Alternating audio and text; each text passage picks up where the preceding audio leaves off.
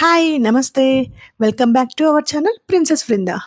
మా ఆయన ఎప్పటినుంచెల్లో చేపల పులుసు చేయమని అడుగుతున్నారు. అది మామూలు చేపల పులుసు కాదు, నెల్లూరు చేపల పులుసు. మన 'ఆర్‌పీ పట్నాయక్' పెట్టారు కదా! అప్పటినుంచి అడుగుతా ఉన్నారు. మా మమ్మీ ఈరోజు ఫిష్ తీసుకొచ్చింది. సో, చేద్దామని చెప్పి చేశాను. ఇంట్లో మ్యాంగో ఉందని చెప్పి. చాలా బాగా వచ్చింది కర్రీ అయితే. ఎలా చేయాలో చెప్తాను.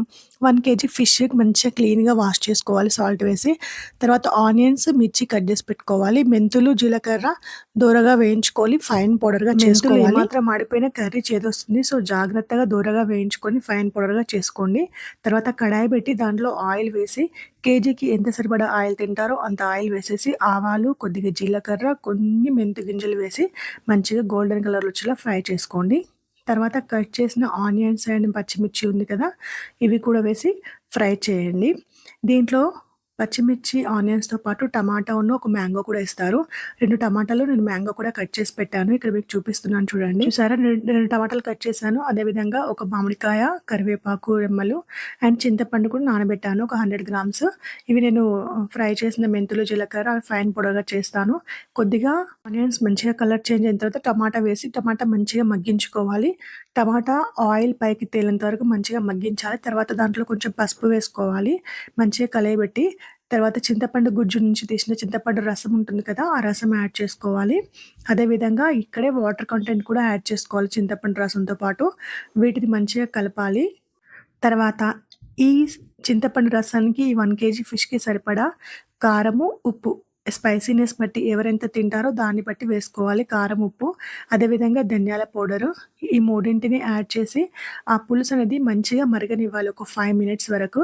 మరిగిన తర్వాత ఏం చేయాలో చెప్తాను. ఇప్పుడు ఫిష్ పీసెస్ ఉన్నాయి కదా! ఇవి కొన్ని నేను పులుసు పెడుతున్నాను. ఇవి కేజీ పైనే ఉన్నాయి.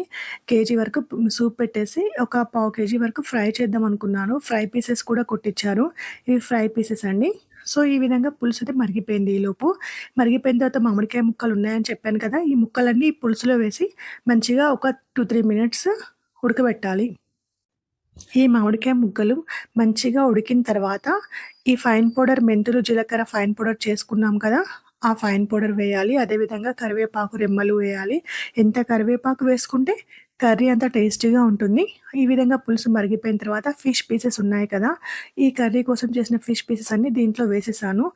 తర్వాత ఒక్కసారి మాత్రమే కలిపాను గరిటె పెట్టి. తర్వాత మళ్ళీ కలపకూడదు. ఎందుకంటే ముక్క విరిగిపోతుంది కదా!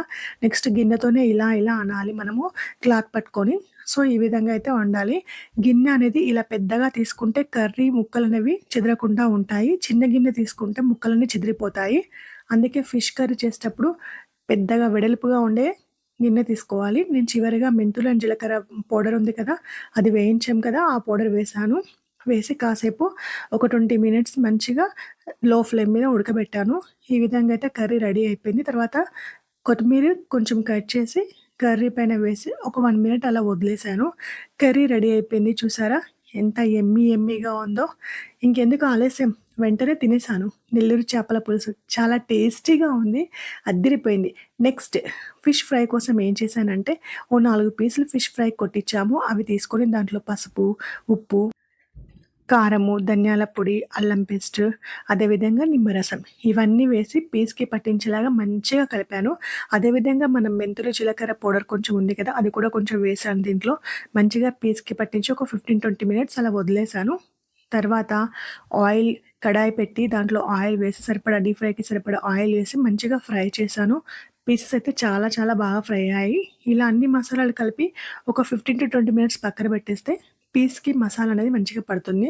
సో, పీస్ అనేది మంచిగా టేస్టీగా ఉంటుంది. ఫిష్ ఫ్రై అనేది. మీరు ట్రై చేయండి. చాలా చాలా టేస్టీగా ఉంది. ఫ్రై పీస్‌కైతే ఇలా సన్నగా కొట్టించాలి. Thanks for watching. Please subscribe my channel. Bye by.